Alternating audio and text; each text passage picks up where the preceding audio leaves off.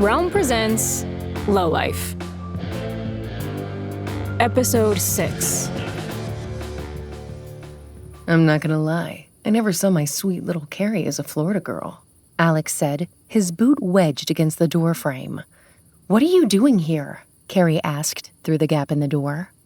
She already knew firsthand that Alex had stalker tendencies, but tracking her all the way down to her grandfather's house in Fort Lauderdale was a frightening new low in a relationship full of bottoms.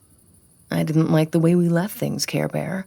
Thought it was time for you and I to clear the air. And hey, maybe after that we can finally take that trip to Disney World? Alex flashed the smile that Kari had once found charming. Now everything about him made her sick. He was a short man, about 5'5". He was the first one to joke about how his size had given him a Napoleon complex. It had led him to overcompensate in so many ways. What concerned Kari now was all those hours he'd spent doing HIIT workouts, adding a toned layer of muscle onto his small frame. You can't be here, she told him. I'm asking you nicely. Please leave. Copy that. I'll head back to Connecticut. Nice seeing you. Goodbye. He stood stock still, staring her dead in the eyes, his mouth curling into a crooked grin. Kari pushed against the door, but his size 7 boot held firm. Ow, come on. I'm not coming in. I just want to talk through the crack, okay? I'm serious, she said. You need to leave now or I call the cops. The cops? Seriously? That's a little harsh. I don't want you here. Go ahead and call them then. Waste their time. I am. Kari checked her pocket. Shit! Her phone was on the dining table, where she'd left it to avoid Marlon's unrelenting texts. She'd have to improvise. Kari leaned her back against the door and held a hand up to her ear. Alex couldn't see it, but she hoped the fake phone would help sell the performance. Hello? Yes, I have an intruder on my porch. He won't leave, Kari said to no one. Yes, I'm at 7580 Southwest 5th Street. Please send someone quickly. I think he might hurt me. She waited a few seconds. Yes, I'll stay on the line. Thank you. Alex's foot was still in the doorframe. He'd leave soon, she thought. Deep down, he was a coward who wouldn't want to deal with the police. She kept up the ruse. Yes, I do know him, but he isn't welcome here. His name is Alex Mastrantoni. Her actual phone vibrated from the table across the room. She prayed that Alex hadn't heard it.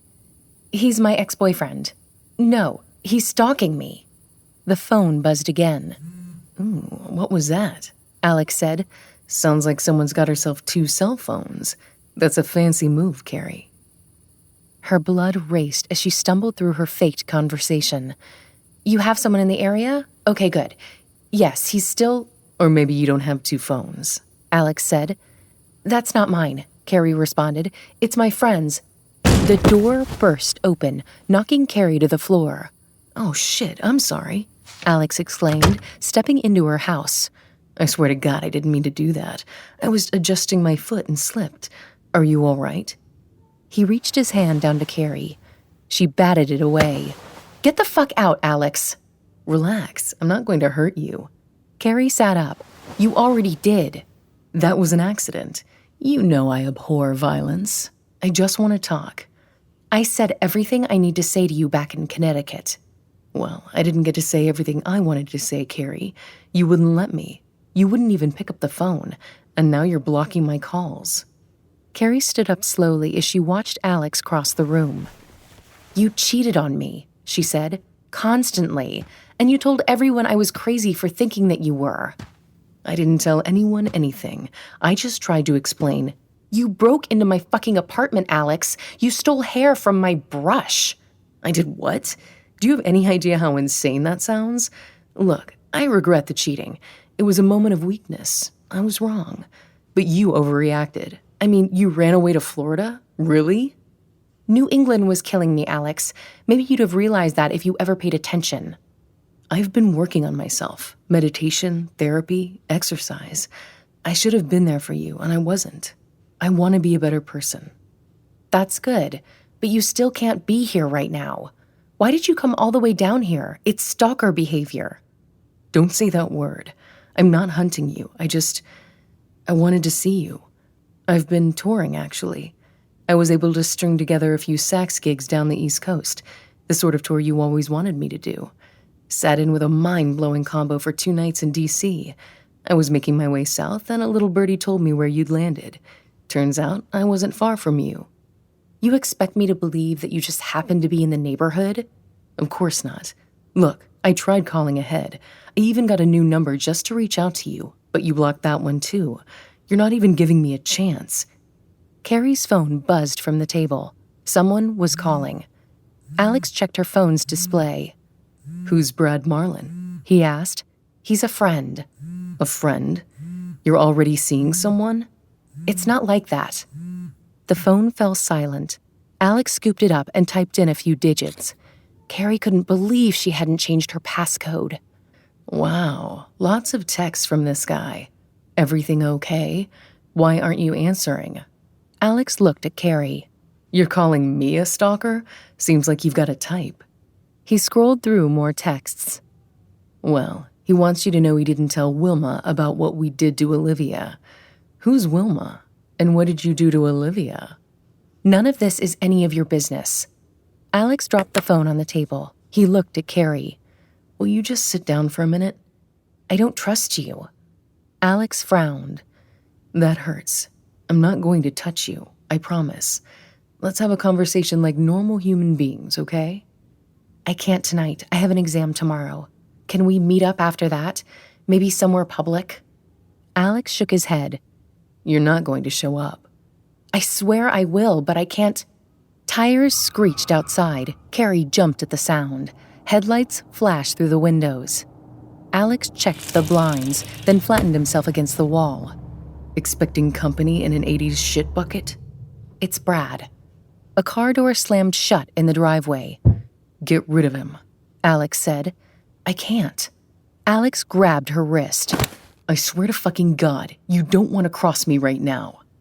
Kari shook him off. "Don't ever touch me." "What the hell?" The doorbell rang. "I'm sorry. I don't want to hurt you," he whispered, "and I don't want to hurt your friend. Just get rid of him and I'll leave. I promise." Kari nodded and opened the door. Alex tucked himself behind it, hidden from Marlin's sight. Marlin wore a look of relief on his face. "Jesus Christ, I'm glad to see you. Why weren't you answering my texts?" "I was studying. I still am." "I know, but big things are happening. That Wilma is a trip. You won't believe what she told me about Olivia. Turns out her father—" "I don't care," she interrupted. She needed him gone before Alex heard anything she couldn't explain away.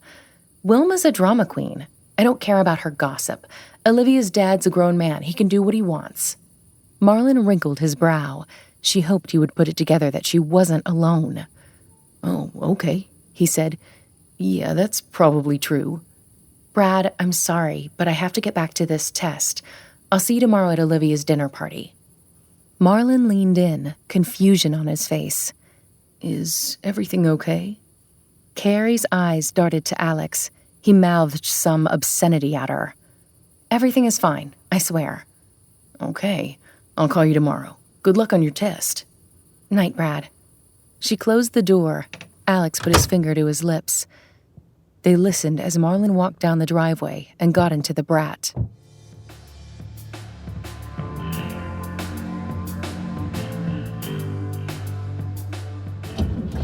Marlin turned the ignition key.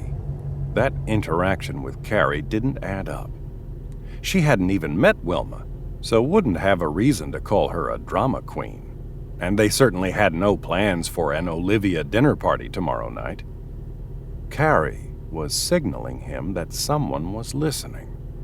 Or worse, someone or something was there with her. Marlin looked back at the house. Kari appeared in the window and waved goodbye. She closed the blinds. Something was definitely up, and he could tell she needed him to act like it wasn't. He backed the truck out of the driveway and drove down the street until he found a parking spot out of sight of the house. He reached under his seat for his trusty machete. Crap. He must have lost it the other night when he tangled with that weregator out in the rain. Marlin walked to the back of the vehicle and popped the hatch on the truck cap. He sorted through the various sprays and chemicals. Sure, it was dangerous stuff, but would it be any use against an alligator man? He laid eyes on the chupacabra traps. They would do some damage. He grabbed a big one, slammed the hatch shut, and clung to the shadows as he made his way to Kari's backyard.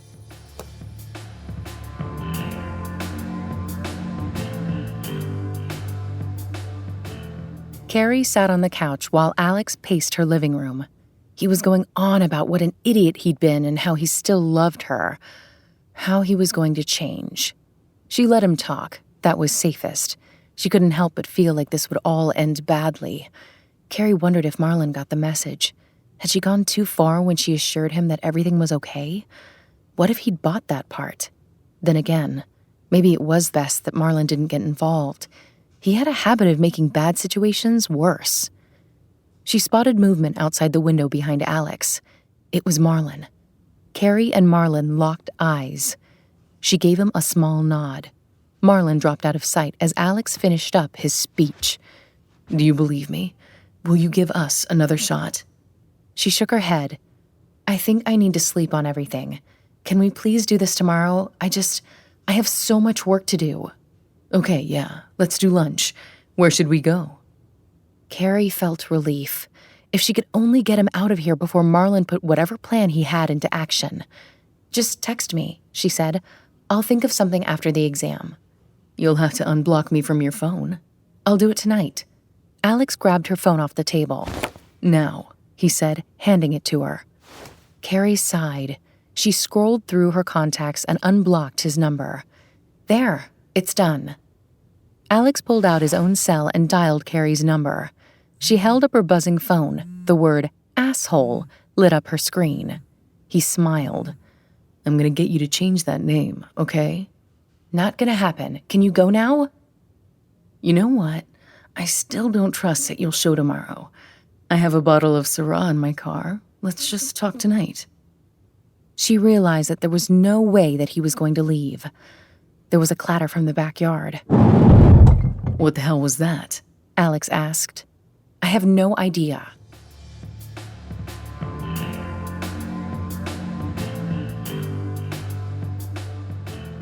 Marlon scrambled behind Kari's chicken coop. He'd set the sucker trap by her back steps before loudly upending the recycling bin. He paused to catch his breath. Marlon heard the door open and tucked himself out of view. "I don't see anything," a man's voice said. It wouldn't be long until the guy spotted the trap laid in front of him. Marlon kicked at a stack of wooden crates, toppling them to the ground. "There!" Kari yelled. "By the coop!" Marlon heard the metallic clang of the trap springing shut. A howl of pain followed. He stepped out from behind the henhouse. He saw a tiny man with the steel trap clamped across his lower leg, digging into his calf. "All right, gator scum," Marlon said, putting up his dukes. "Let's tango." The man pried at the trap. Confused tears streamed down his face. "What the fuck, dude?" "You want to fight me like that, or you want to fight me like a gator?" Marlon said. "Honestly, I'm fine either way. I've killed one of your kind already." The guy looked to Kari. "What's this maniac talking about?" "Brad, this is Alex. He used to be my boyfriend. He's not an alligator." Now Marlon was confused. "What? I thought you were signaling that you needed help." "I was. He's just a normal guy. Well, not normal. He's a shithead." Marlon took another step toward Alex. "Sorry, let me help you with that. There's a release latch and..." Marlon's vision went white for a second as Alex delivered a spinning roundhouse kick. The massive steel trap smashed into Marlon's jaw, knocking him to the ground. "Alex, no!" Kari screamed. Marlon tried to climb to his feet, but Alex launched another trap kick at him. He felt at least one rib on his right side crack. "Ow, what the hell, man?" Marlon cried. Alex climbed on top of Marlon and began pounding away at his face. The fists were coming too fast for Marlon to block. He was out of breath and seeing stars. "Leave him alone!" Kari grabbed Alex's shoulder. He shoved her to the ground. Alex finally stopped pounding. He looked down at Marlin's damaged face, then turned to Kari. "Who the fuck is this guy? What's this shit on my leg?" "He's my chupacabra exterminator, you asshole. It's a chupacabra trap." Marlin blinked his swelling eyes. "Nice to meet you." Alex found the release on the trap. He popped it open, freeing his bloody leg. "You can't use these things on a person. I'm gonna sue you, pal. I'm gonna have your license." "Good luck with that," Marlin said. Alex looked at Kari. "This isn't over. I'll be seeing you soon." He limped around the side of the house, disappearing into the night.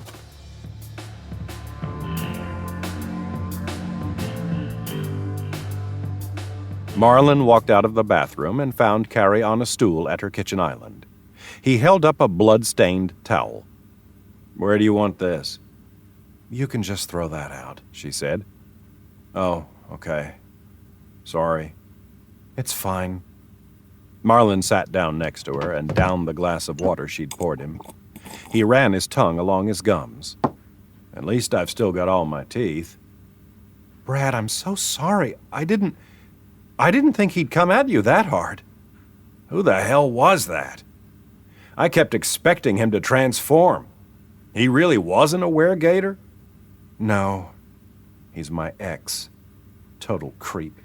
He followed me down to Florida."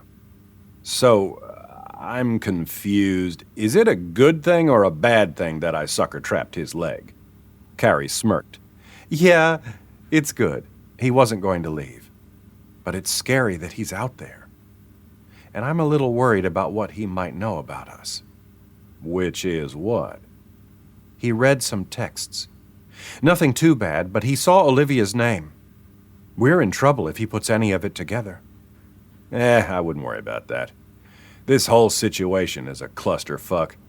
I can barely get my head around it. That said, Wilma shared some interesting info tonight. "Oh, yeah?" Kari asked. "Turns out Olivia's father turned her into a weregator. He's the one trying to create the Gator Army." "Why would he do that?" "He's up to all sorts of evil stuff. He has some plan to dry the Everglades so he can develop real estate out there. They don't really know how he's going to do it, but it would be devastating for wildlife and bad for the rest of us." Olivia was working with Wilma and her crew to stop him. She was supposed to steal plans from Matheson's office the night she disappeared. The theory is that her dad caught her in the act and completely freaked out. Then he used some old tech from these 50s-era experiments to turn her into a gator soldier. That way he could control her. "That's the kind of stuff my grandfather was obsessed with." "Exactly. We think that Matheson was using her to try and get into your grandfather's stuff. Wilma thinks there might be instructions in there for some kind of machine or weapon that'll help him drain the swamp. You know, literally."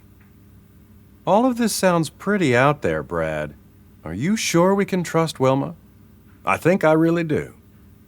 You should have been there. She's a bit of a loon and seems like she'd be happy if the whole state was swamp, but she's got this conviction. It's kind of inspiring.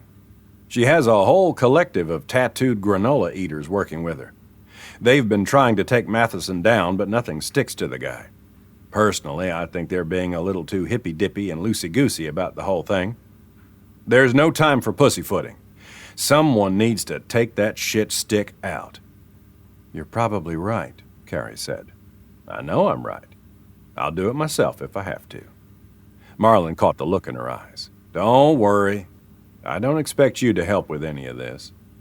"Don't do anything stupid, Brad." Marlin climbed to his feet, wobbly. His skull throbbed all over. "Or what? I'm gonna get hurt?"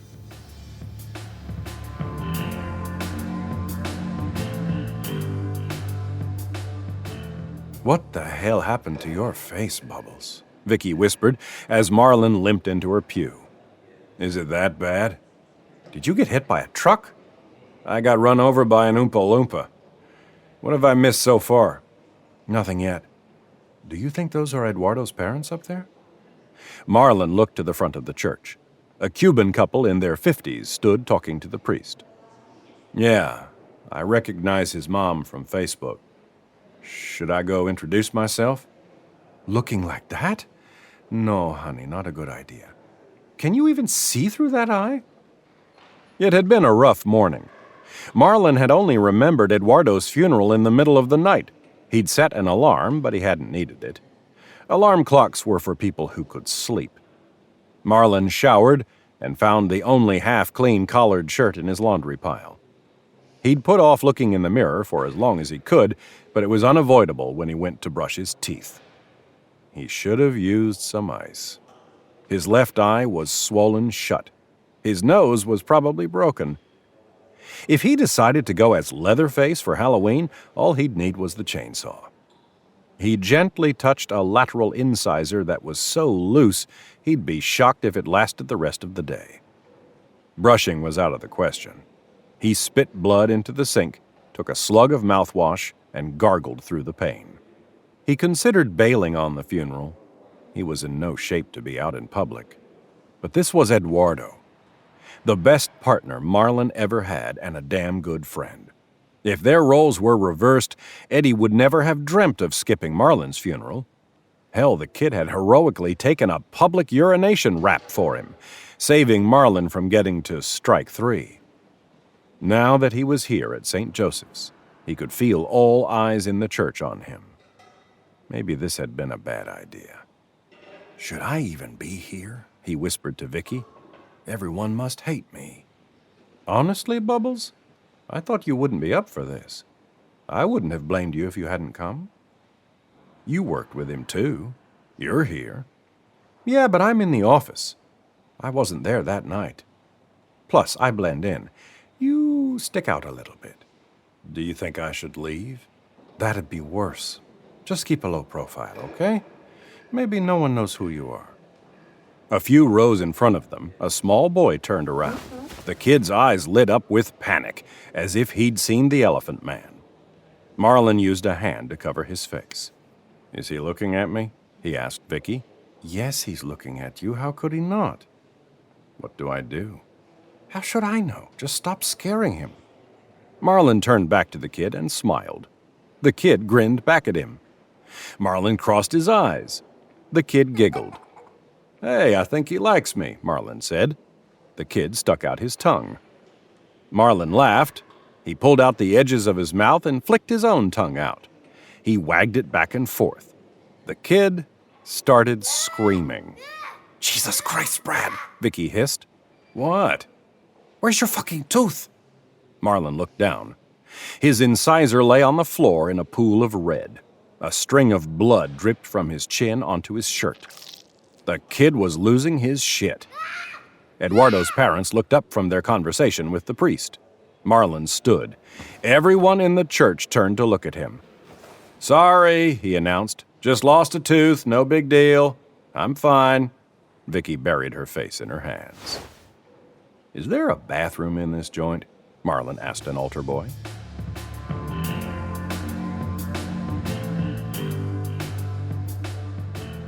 Marlin stood at the sink, stuffing toilet paper into his upper lip to stop the bleeding. He looked like a madman. You fucking idiot. You stupid moron, he cursed at his reflection. The door to the bathroom swung open. A Cuban man in his 60s entered. He had a wide, warm face and wore a dark sharkskin suit with a minimal gray pinstripe. "Acere que bola?" he asked. Marlin nodded and smiled, hoping the man would leave him alone. The man repeated it in English. Everything okay, my friend? Yeah, just having a rough morning is all. Do you need to use the can? No, I'm only checking that you're all right. We don't want any interruptions here today. This is a hard day for our family. I hear you. Look, maybe I should leave. No, it's fine. I was worried maybe you were a creeper, but you seem okay. You came here to pay your respects. How did you know Eddie? Just a friend. The man smiled. He checked his hair in the mirror. He was a good kid. He had a lot of friends. He sure did. I'm Oscar. I'm Eddie's uncle. Good to meet you, Oscar. And what is your name? I'm Brad. Marlin watched Oscar's smile migrate back to Cuba. You're not Brad Marlin, are you? No, I'm Brad something else. Uncle Oscar took a step back from the sink. You are him. You have a lot of nerve coming here after what you did. You don't understand. Oscar grabbed Marlin by the collar and shoved him against a toilet stall. You're the reason Eddie's dead. No, I'm sorry. He insisted on coming. I didn't... He never should have been out there at that hour. I heard he was at a bar with you before it happened. You got him drunk and marched him to his death. Look, there's a lot more to the story, and I'm trying to make it right. I'm going to find out what happened. And then I'm going to avenge him. Avenge him? What kind of psychopath are you? I'm leaving, okay? I'm going. You better. Oscar poked Marlin in the chest. I'm gone. I'm sorry for your loss. Fuck off, you mutt. Marlin staggered from the bathroom and out the front doors of St. Joe's.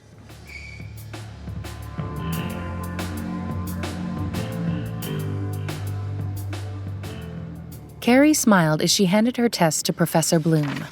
"Are you sure?" the professor whispered. Kari nodded.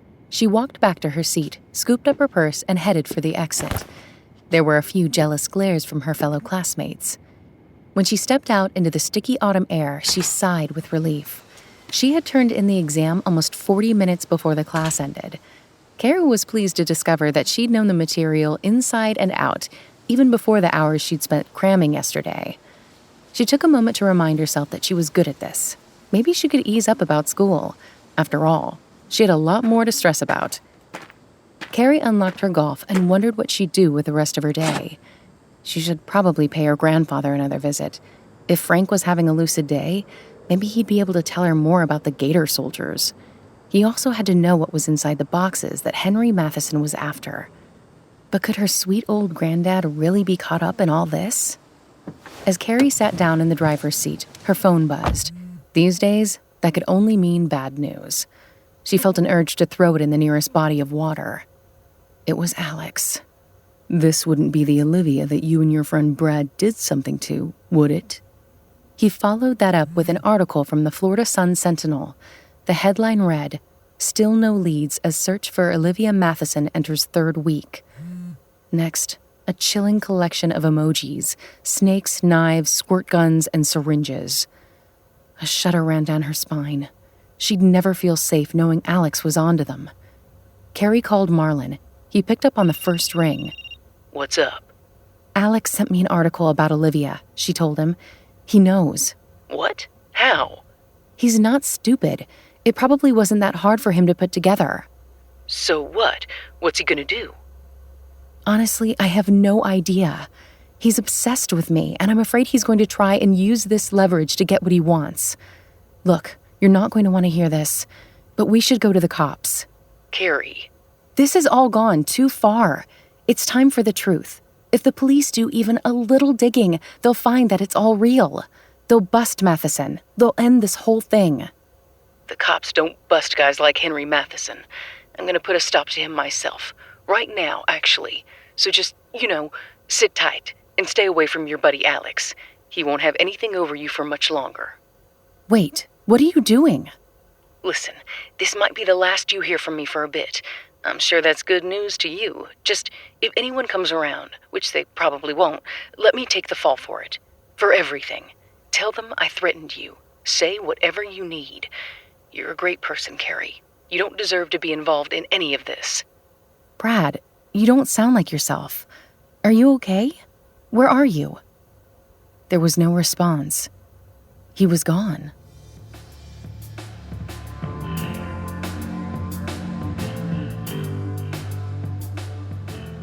Marlin stood and shoved his flip phone into his pocket. A powerful automated flush erupted behind him like a hole opening to another dimension. This was the fanciest bathroom stall Marlin had ever been in. He'd heard about heated toilet seats before, but this was his first experience.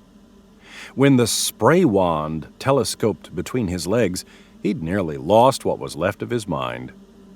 He wasn't even here to use the facilities. He'd only come for one more hit of courage before he put his plan into action. Marlin pulled out a baggie of coke. He'd bought 2 grams, and this second gram was nearly gone. He decided he'd finish it off. Nothing mattered anymore, so he might as well make up for lost time. Marlin had been in freefall since he left the church. Almost without thinking, he called up an old drug contact.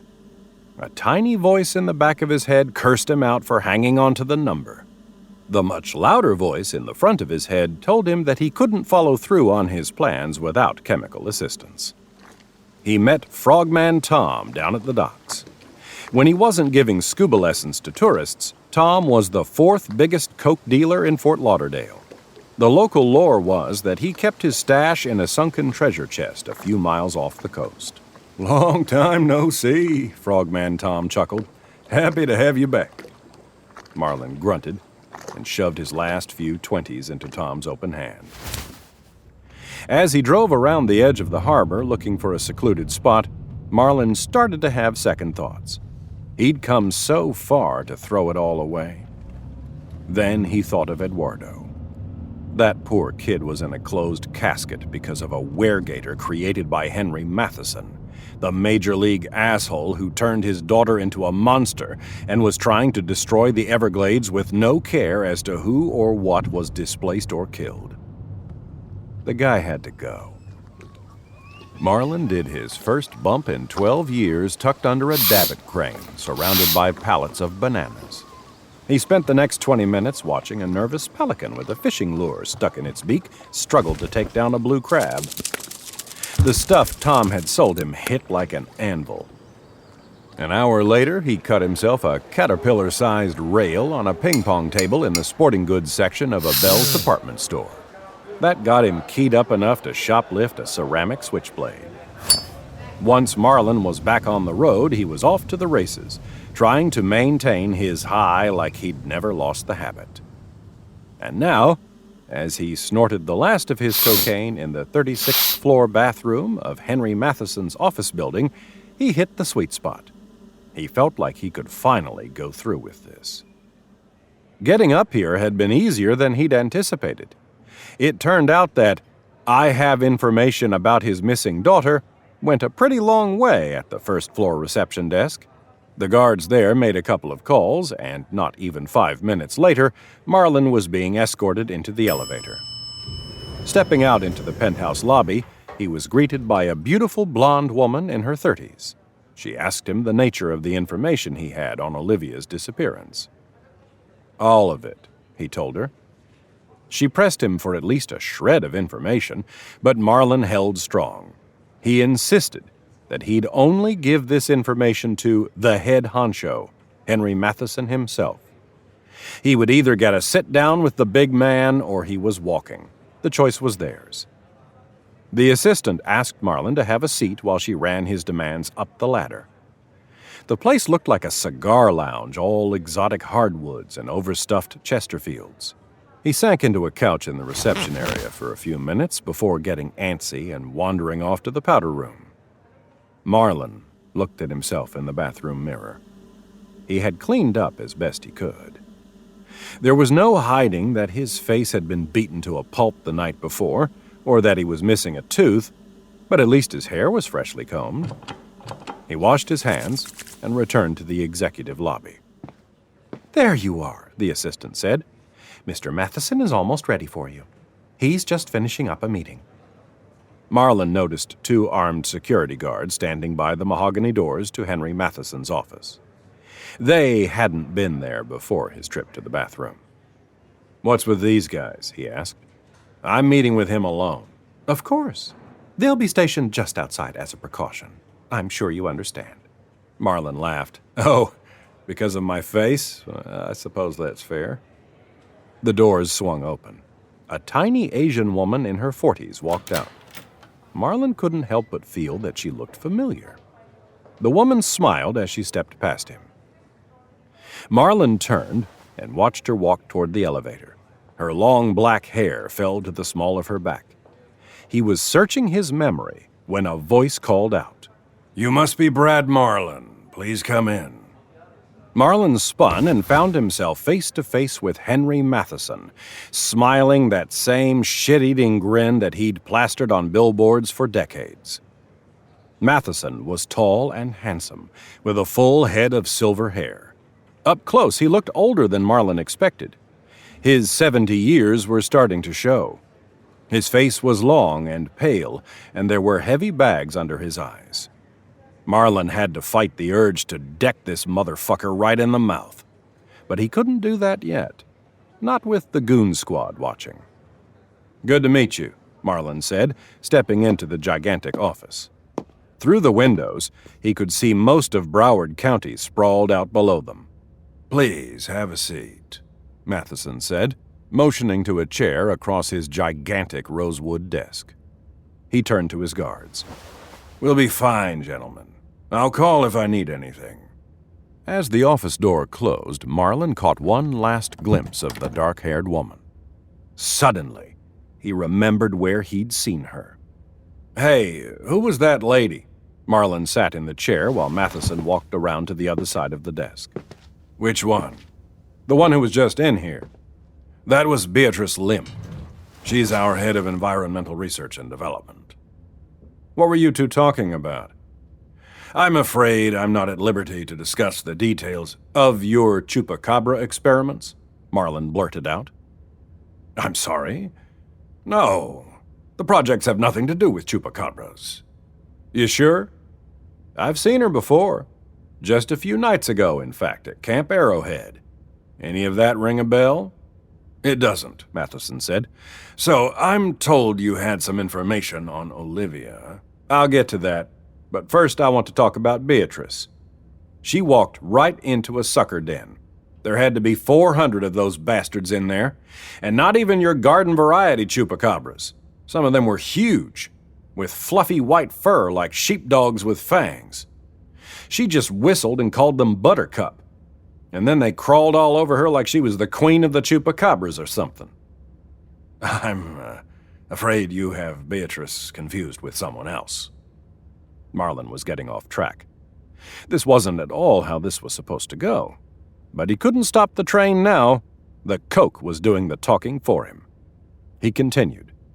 "And then she opened the door to this big steel closet smack dab in the middle of a summer camp lunchroom. The whole place was filled with glowing green light. She walked right in there with a few of her giant white suckers in tow. I keep wondering what that green light was. Any ideas?" "Mr. Marlin, I've heard enough. If you don't get to what you know about my daughter, I'm going to need to ask you to leave. I haven't a clue what you're talking about." Marlin pushed on. "That's not what I heard, pal. Rumor has it you created the chupacabras, and I'm willing to bet that was just the start of it. I think Ms. Beatrice is running a secret lab where she's cooking up all sorts of monsters for you." Matheson leaned back in his chair and stared Marlin down. Marlin wondered if this was his moment. The ceramic knife weighed heavily in his pocket. He could lunge and stab him in the neck. The guards would rush in, but by then it'd be too late. Matheson would be dead. Eduardo and Olivia would be avenged. Or would they? Marlin hadn't even started in on his rehearsed speech.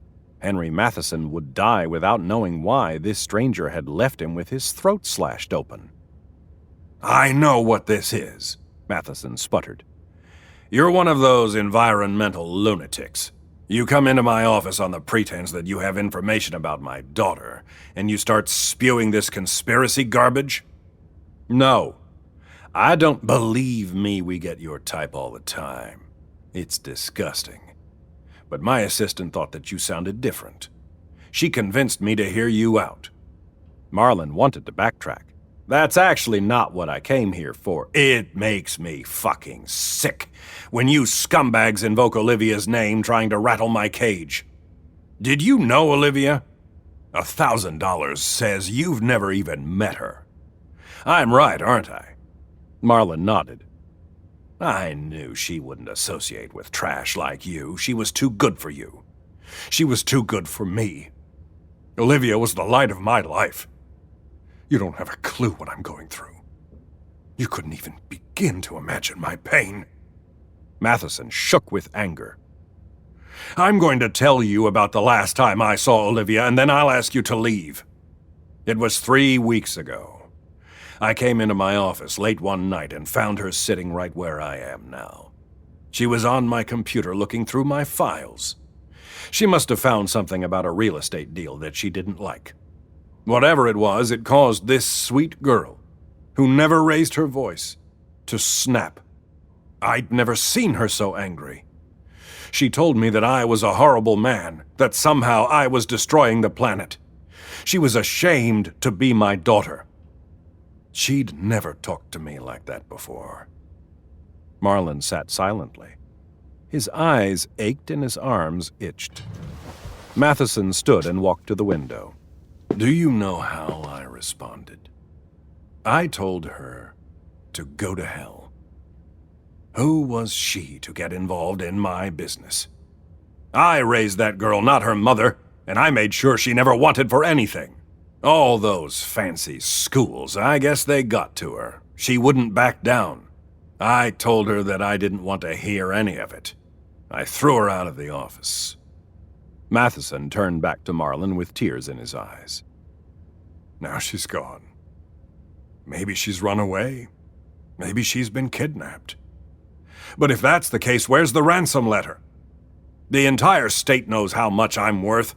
If anyone had my darling Olivia, I'd sign my life away to get her back. Now it's been 3 weeks, and I'm beginning to fear the worst. He walked back toward Marlin and leaned against his giant desk. If she truly is gone, how can I live knowing that "go to hell" were the final words she heard me speak? With that, Matheson started sobbing uncontrollably. He crumpled against the desk as tears streamed down his face. He pulled a handkerchief from his pocket and wiped the snot from his nose. You know what? I'm glad you're here for this. I want you to see the broken man you've chosen to confront with your righteous bullshit. You people are always talking empathy and compassion. Well, look at me. I'm gutted. I'm a shell of a man. Marlin felt the blade press against his thigh. This was the best chance he was going to get.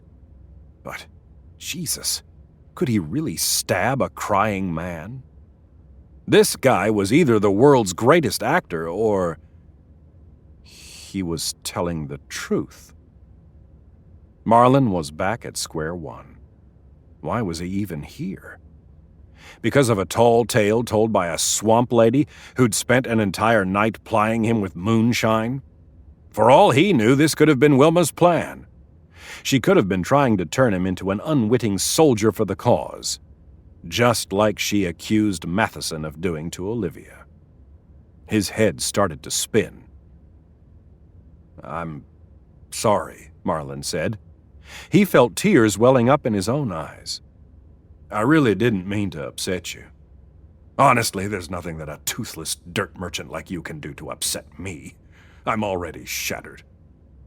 But I won't let my grief prevent me from honoring Olivia. I've been a bad man and I've done some bad things, but I have the money to make a difference.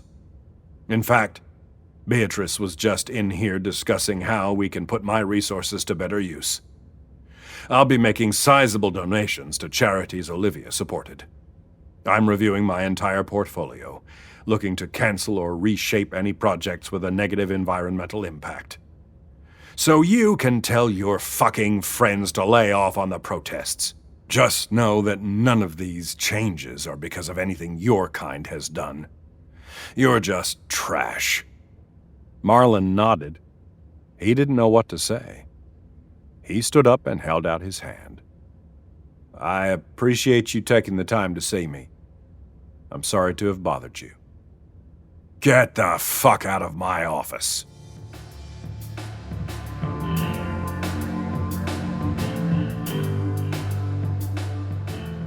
Marlin watched the floor numbers blink by as the elevator descended. He was more confused than ever. He couldn't believe he'd thrown away 12 years of coke-free living. And for what?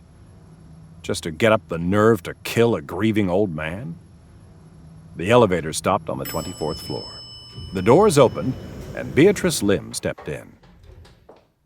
"Oh, that was a quick meeting. How did it go?" she asked with a warm smile.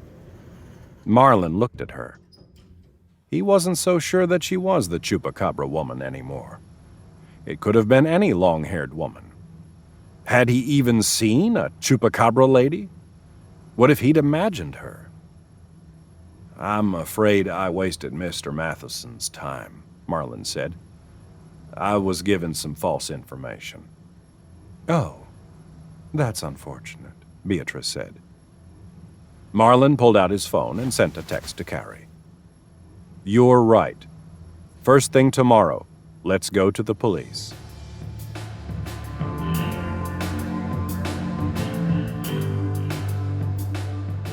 Kari stood out front of the Broward County Sheriff's Office. At 9 a.m. on the dot, Marlin's brat pulled into the visitor parking lot. He looked like a wreck, and he'd done almost nothing to tend to the wounds Alex had left him with. She asked what brought on the change of heart. "We're in too far over our fucking heads," was his response. "Let's go inside." Kari grabbed his arm. "I think we should tell them everything, okay? Let's let them sort it out. This is what they're paid for." "I couldn't agree more," Marlin said, surprising Kari. "Let me do the talking, but yeah, we're telling them everything." In the lobby, Desk Sergeant Hong made them endure an endless string of jokes about Marlin's missing tooth. "What happened? Did you get tired of shooting yourself in the foot and decide to punch yourself in the mouth?" That sort of thing. Once Hong was out of quips, he finally bothered to ask why they were there. "I've got a confession I want to make," Marlin said, "but only to Atkins. Is he in?" "It's an insane morning here," Hong said. "Can't you just tell me? Wait. Did you shoot someone other than yourself in the foot this time?" "Just get him for me. He'll want to hear this." A few minutes later, they were sitting in Atkins' office. Kari watched as Marlin fidgeted in the chair next to her. His legs were crossed, and he was dangling his flip-flop off his big toe. For the first time, she noticed a small scar on the top of his foot. That must be where the bullet had hit him. "I think we're doing the right thing," she told him. He looked over at her and forced a broken-toothed smile. The door opened and Sheriff Atkins strolled in, happy as a clam. "Brad Marlin, they tell me you're ready to confess," he said, sitting down behind his desk. "Let me guess. I was right. A sucker killed your friend." "No, actually, it wasn't." "And that's not why we're here," Kari chimed in. Atkins leaned back in his chair. "Okay, whatever this is, let's make it quick. We've got a lot going on here today." Marlin looked at Kari. She gave him a nod. "It's about Olivia Matheson," Marlin said. Atkins raised an eyebrow. "Oh, we kinda sorta..." Marlin gulped. "I'm just gonna say it. We killed Olivia. Well, I killed her, but it wasn't what you think. She was a monster, like a werewolf, only an alligator. We call them weregators, and there's more of them." Adkins said, turning to Kari.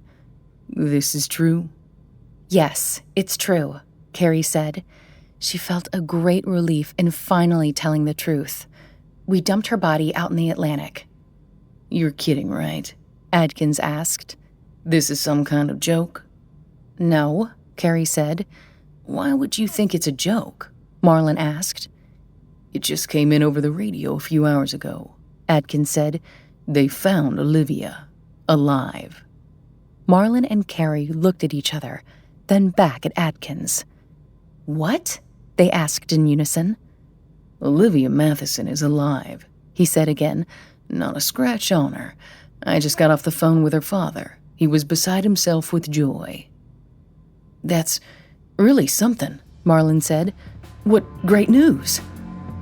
"Now," Adkins said, "what was that you were telling me?" You're listening to Lowlife, narrated by Nick Sullivan and Eleanor Cottle. Produced by Realm, your portal to another world. Realm, listen away. Lowlife is written by Steve Marcarelli and Billy Laylor, produced by Marco Palmieri, and executive produced by Molly Barton. Audio produced by Amanda Rose Smith. Sound design and editing by Kaylin West. and theme music by Amanda Rose Smith.